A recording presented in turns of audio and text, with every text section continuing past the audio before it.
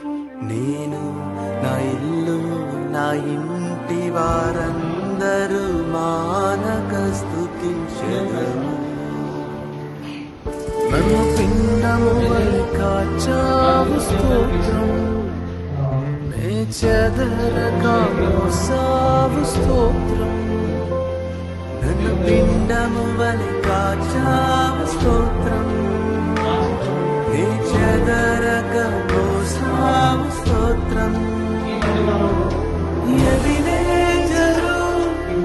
Ebenezer ఇంతవరకు మోసితివే. Ebenezer నా తలంపుతోనే నున్నావే. స్తోత్రం స్తోత్రం స్తోత్రం.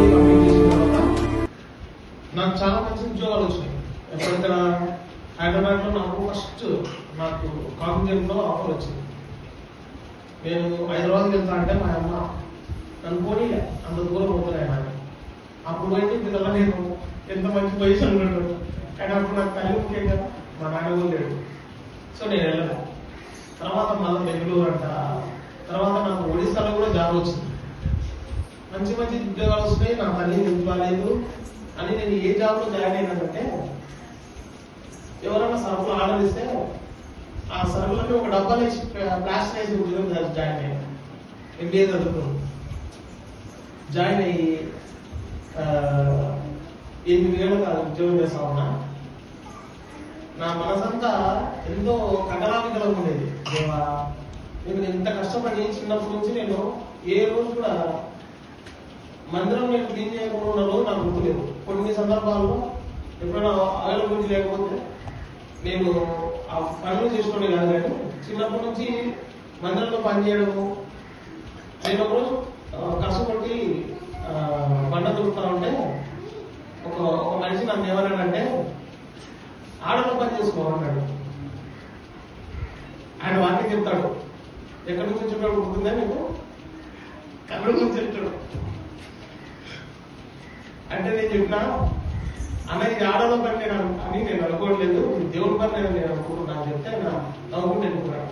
సో అంత మందిరంలో నాకు పని అంటే అంత ఇష్టం, అంత బాగా ఇష్టంగా చేస్తున్నాను. సోదరులు వాక్యము 12 ఇంటర్ సెకండ్ ఇయర్ అంటే ఆల్మోస్ట్ 18-19 సంవత్సరాల్లోనే సండే స్కూల్ టీచర్గా నేను చేసినాను.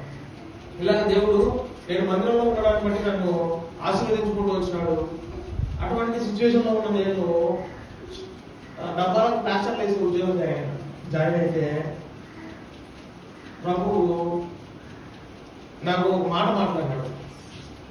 సామెతల గ్రంథంలో, తన పనిలో నిపుణత గల వాడిని చూచితివా, వాడు మనుషుల ఎదుట కాదు రాజుల ఎదుటనే నిలబడతాడు. ఏ పనిలో అయినా సరే ఒక పర్ఫెక్షన్ ఉండాలి, ఒక నైపుణ్యత ఉండాలి. పని చేసినప్పుడు దాని మీద సంపూర్ణంగా మనకు ఎప్పుడైతే తెలివి వస్తుందో అప్పుడు ఆ పనిలో మనం ఉన్నత స్థాయికి చేరుకోవచ్చు. ఆ మాట కట్టబడి ఆ రోజు నైట్ నేను ఇదే మందిరంలో నేను ఎప్పుడు ఇక్కడే ప్రార్థన చేసుకుంటాను. ఇక్కడ కూర్చొని నేను ప్రార్థన చేసుకుంటుంటే డైలీ పోర్షన్ చదువుకుంటుంటే నాకు ఆ మాట కనపడింది. అప్పుడు నేను మొదలు పెట్టుకున్నా, దీంట్లో ఏం వెలుగులు ఉన్నాయో నేర్చుకోవాలా, ఇది చిన్న ఉద్యోగమైనా దీంట్లో పర్ఫెక్షన్ చూపించాలా, అందరికంటే మంచిది చేయాలని అక్కడ మొదలు పెట్టాను నేను నా జీవితాన్ని.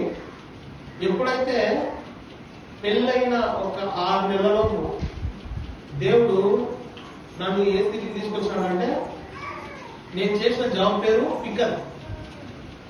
వాళ్ళ పైన టిఎల్ అని ఉంటాడు, ఆ టిఎల్ పైన టిఎస్సి అని ఉంటాడు, టిఎస్సి పైన ఎస్ఓ అని ఉంటాడు, ఎస్ఓ పైన ఎస్ఎస్ఓ అని ఉంటాడు, ఎస్ఎస్ఓ పైన ఏఎం అని ఉంటాడు, ఏఎం పైన ఏఎస్ఎం ఉంటాడు. దేవుడు నన్ను 7 సంవత్సరాల్లో 7 పోస్టులు దాటించాడు.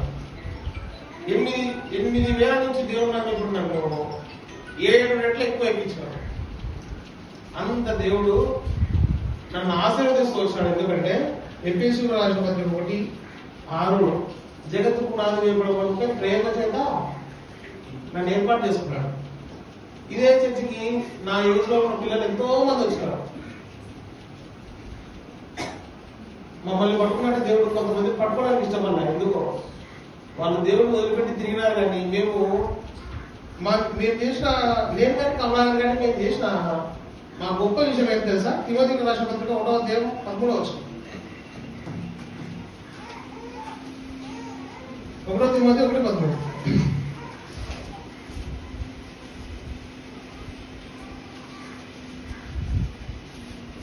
చదవండి. పూర్వం దూషకులను హింసకులను ఆనందమైన నన్ను తన పరిచర్యకు నియమించి నమ్మకమైన వాడిని ఎంచినందుకు నన్ను బలపరిచిన మన ప్రభువైన క్రీస్తు యేసుకు కృతజ్ఞుడై ఉన్నాను. తెలియక అవిశ్వాసం చేసి మమ్మల్ని దేవుడు ఎందుకు పట్టుకున్నాడంటే, మేము తెలియక అవిశ్వాసం వల్ల చేసిన విషయాలు మేము మా దేవుని దగ్గర చెప్పుకున్నాం. అందుకే ఎంత హింసించడమైనప్పటికీ, ఎంత దూషకులమైన, దుర్మార్గులమైన, పాపులమైన దేవుడు మమ్మల్ని ఎందుకు పట్టుకున్నాడంటే, మేము ఇస్కరియా జీవితంలాగా ఏదైనా పొరపాటు చేస్తే ఊరేసుకొని సాగాలి. మేము పేతురులాగా పశ్చాత్తాపం. అందుకు దేవుడు మమ్మల్ని ఏం చేశాడంటే ఆశీర్వదించాడు. అయితే ఏ విధంగా ఆశీర్వదించాడంటే, పల్లెటూరులో ఈరోజు తుమ్మలలో ఉంటే నేను అసలు నన్ను నేనే ఊహించుకోలేను. ఆ ప్లేస్లో వాళ్ళు ఫోన్ చేసి వాక్యం రావాలనిపించాడు. మమ్మల్ని దేవుడు మా బలహీనతను లక్ష్య పెట్టకుండా తెలియక చేసిన మమ్మల్ని మేము ఎప్పుడైతే పశ్చాత్తాపడ్డామో, నా జీవితంలో నాకు దేవుడు నా అర్హత గురించి వాడుకుంటాడు. కాబట్టి నా జీవితంలో జరిగిన మొట్టమొదటి మేలు ఏంటంటే, ఈ 4 సంవత్సరాల కాలంలో ఒక 8,000 చిన్న ఉద్యోగం చేసుకునే నన్ను 7 పోస్టులు పైకి దాటించి ప్రభు ఇప్పుడు తెలంగాణకు ఆంధ్రప్రదేశ్కు కంప్లీట్ గా మేనేజర్ గా చేయడానికి నాకు అవకాశం ఇచ్చాడు. రెండోదిగా మా జీవితంలో కవిత హాస్పిటల్లో నాకు ఫోన్ వచ్చింది. కవితకు హెల్త్ కాలేదు, డెలివరీ పెయిన్స్ వస్తున్నాయి. అప్పుడు నేను ట్రైన్లో వస్తున్నా, నాకు ఒక ఫోన్ వచ్చింది. హలో వినోద్ కుమార్ అంటే, అవును పలానా జాబ్ ఉంది, ఆంధ్రప్రదేశ్ మొత్తం మేనేజర్గా చేస్తారా? అవునా, నేను మళ్ళీ చేస్తానంటే బిజీ ఉన్నాను పెట్టేసిన. వెంటనే మా మామ ఫోన్ చేశాడు, మీ పాప పుట్టింది అంటే. నా పాప పుట్టింది, నాకు ఉద్యోగం వచ్చింది. అప్పుడే అనుకున్న దేవా, నా జీవితంలో ఒక కొత్త మార్పు తీసుకొచ్చాడు దేవుడు నా కూతురు ద్వారా. ఆ రోజు నుంచి ఇది మొన్నటి వరకు అంత నార్మల్ డెలివరీ కావడము, తర్వాత తన ఆరోగ్యం కూడా సెటిల్ కావడము, తర్వాత అమ్మ కూడా ఈ మధ్యలో ఆరోగ్యం బాగాలేకపోవడము, అమ్మ కూడా కొంచెం దేవుడు మంచి స్వస్థత చేయడము. అదేవిధంగా ఈ 2 సంవత్సరాల్లోనే మా కుటుంబాలన్నింటిలో చాలా మార్పులు జరిగినాయి. తమ్ముడు కూడా పెళ్లి అయిపోయింది, తమ్ముడు కూడా వాళ్ళ భార్య జాబ్ చేయడము, తర్వాత తమ్ముడు కూడా ఇంటి దగ్గర అమ్మ తోడు ఉండడము. మా జీవితాలు, మా కుటుంబాలన్నింటినీ దేవుడు ఎంతో అద్భుతంగా మార్చుకుంటూ వచ్చాడు. కాబట్టి మా కుటుంబం కోసం ప్రార్థన చేయండి. ఇంకో విషయం ఏంటంటే, ఇల్లు కోసం కూడా, ఇల్లు కూడా కన్స్ట్రక్షన్ లో ఉంది. అది కూడా అన్ని సమకూరు ఇల్లు కూడా తొందరగా కంప్లీట్ కావడానికి సహాయం చేసినట్టు ప్రభు మా కోసం ప్రార్థించండి. మరి ముఖ్యంగా నా కోసం, తల్లి కోసం, అమ్మ కోసం, తమ్ముడి కోసం, తమ్ముడి భార్య కోసం, మా అందరి కోసం ప్రార్థన చేయండి. అవకాశం దొరకట్లేదు. నేను నా పరిస్థితి ఏంటంటే, తిరుపతి లేదంటే కడప లేదంటే విజయవాడ లేదంటే వైజాగ్, ఈ ఊరి మీద పడిపోతే నేను ఎప్పుడు నేనే దిగుతున్నాను. మీరే దానికి సాక్షులు. నేను విజయవాడ డ్యూటీ చేసిన ప్రతిసారి ఈ ఊళ్ళోనే దిగుతుంటే లేదు. కాబట్టి దేవుడు నాకు అవకాశం దయచేసి నెలకోసారి నేను ఇక్కడ రావడానికి, నాకు అవకాశం రావడానికి ప్రార్థన చేయండి. ఇక్కడికి వచ్చినా అంటే ఏదో ఒక ఊర్లో పరిచయం వదిలేసుకొని రావాలా, మళ్ళీ అక్కడ లోటు ఎందుకు అని నేను కూడా సరే మా ఊరే కదా ఎప్పుడైనా వచ్చు అనుకుని నేను పట్టణానికి వెళ్తున్నాను. సో దేవుడు అవకాశం కల్పించి ద్వారా చేసి ఈ సైడ్ నేను ఏమైనా రావడానికి ప్రార్థన చేయండి. ఇంకోటి అద్భుతం చెప్పడం ఏంటంటే, మేము తుమ్మలూరు తరపు నుంచి అప్పట్లో నాకు అంత చదవచ్చు కాబట్టి ప్రతి యూత్ క్యాంప్కి వెళ్ళేటప్పుడు నాకు కూడా ఇది ఒక్కడే కనపడేటోడు. అందులో ఏసేపు కూడా కనపడతాడు. ఏదో ఒక పిల్లలు వేసుకోవడం లేకపోతే ఒక్కోడో వచ్చేస్తాడు. వస్తే ఇలాగా వచ్చిన వారా పిల్లడా దుబ్బోడా అంటున్నాడు. వచ్చిన వారా దుబ్బోడా సంవత్సరం కనపడతావు కదా నువ్వు అంటే, అవునా దేవుడు దేవాలా వాళ్ళు మా ఊరికి వస్తా ఉన్నప్పుడు నేను చాలా సంతోషపడ్డా. అమ్మయ్యా పాదాకి వస్తున్నాడు, ఇంకా సంతోషంగా ఉండొచ్చు. కొంతమంది సేవకులు ఉంటారు, వాళ్ళ ఇంట్లో పోవడానికి మనకు అర్హతలే, మనం పోకూడదు. కానీ నేను ఆ ఎదురుకేసిన ఇంట్లో పడుకోవడానికి నాకు అర్హత ఉండదు, ఎందుకంటే వాళ్ళు నాకు అంత స్వేచ్ఛ ఇస్తారు. ఎవరొస్తాను నాకు అంత ఎంకరేజ్ చేస్తారు అప్పుడు. సో వాళ్ళ ప్రేమ, సేవకులు మమ్మల్ని ఎంతో ప్రేమించినారు. ఏ రోజు వచ్చినా సరే నాకు అన్నం పెట్ట కూడా అన్నం పంపించేది కాదు, టీ ఏ కూడా అసలు పంపించేది. సో ఈ ప్రేమ బట్టి మమ్మల్ని దేవుడు, సేవకుల ప్రేమ, విశ్వాసులు కూడా ఎంతో మంది మా మంచి కోరుకొని మాకు ప్రార్థన చేసి మా కోసం కన్నీరు రాష్ట్రంలో ఉన్నారు. మనందరం మళ్ళీ పాప పేరు మేము రీనా రేంచర్ అని పెట్టాలనుకున్నాం. ప్రార్థన చేయండి.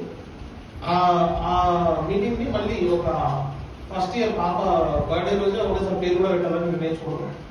సో ఆ రోజు ఇంకా అద్భుతంగా అందరం పిలుచుకొని ఇంకా పెద్ద రేంజ్లో సెలబ్రేట్ చేసుకుంటాం. ఆ రోజు కోసం కూడా మా కోసం ప్రార్థన చేయండి. Thank you. Praise the Lord. దేవునికి పాపులే కావాలి. సౌలు ఎలాంటి వాడు? సౌలుగా ఉన్నాడు. సౌలు ఎలాంటి వాడు? భయంకర కదా. కాబట్టి అలాంటి వ్యక్తులు కావాలి, సాక్షులుగా ఉండాలి. సాక్షులుగా ఉన్నప్పుడు గతంలో ఇట్లా ఉండేది, ఇప్పుడు మారిపోయినాడు. అది సాక్ష్యం. అందులో సాక్ష్యం ఉండాలి, బయట సాక్ష్యం ఉండాలి, అందరి సాక్ష్యం. ఎందుకంటే బోధ చేస్తా ఉన్నాను. నేను దేవుడు వినోదం బోధించే స్థాయిలోకి తీసుకొని వచ్చాడు. ఇక్కడ ఉన్నప్పుడు సండే ఏదో ఒక వర్తమానం చదివేవాడు,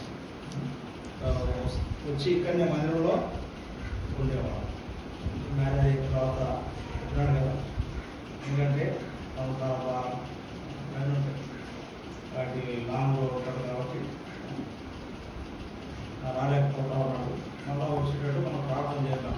ఎందుకంటే చిన్నప్పటి నుంచి ఇక్కడనే తిరిగి పెద్దవాడైనాడు. వచ్చినప్పుడు దేవుని పరిచర్యలో కూడా వాడబడుతూ ఉన్నాడు. పరిచర్యకు నమ్మకమైన వాడని నుంచి మనం రాక వరకు వాళ్ళు స్థిరపడి పొలపడి ఆత్మీయ ఎదిగి పొలకుంటే అనేకులకు జీవనకరంగా, మేలుకరంగా, ఆశీర్వకరంగా వినోద కవిత కుటుంబం ఉండాలని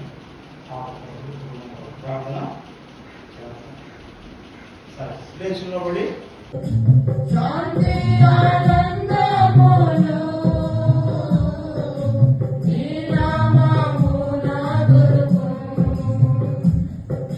కీర్తింతును నీ నామం ధనపరతును నీ నామం కీర్తింతును నీ నామం ధనపరతును నీ నామం ఓ మా ప్రభువా యందు ఈవులతో మమ్ము ఆశీర్వదింపా.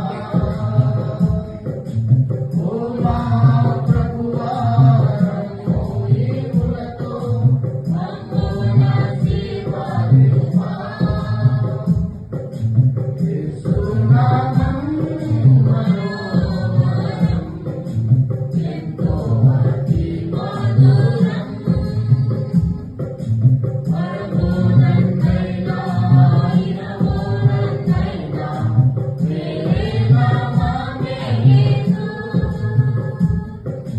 పరమోన్నతైనా ఇరమోన్నతైనా వేరే నామమే యేసు. నేను నా ఇల్లు నా ఇంటి వారందరూ మానక స్తుతించెదము. నన్ను పిండము వలె కాచావు స్తోత్రం, నీ చెదరక మోసావు స్తోత్రం.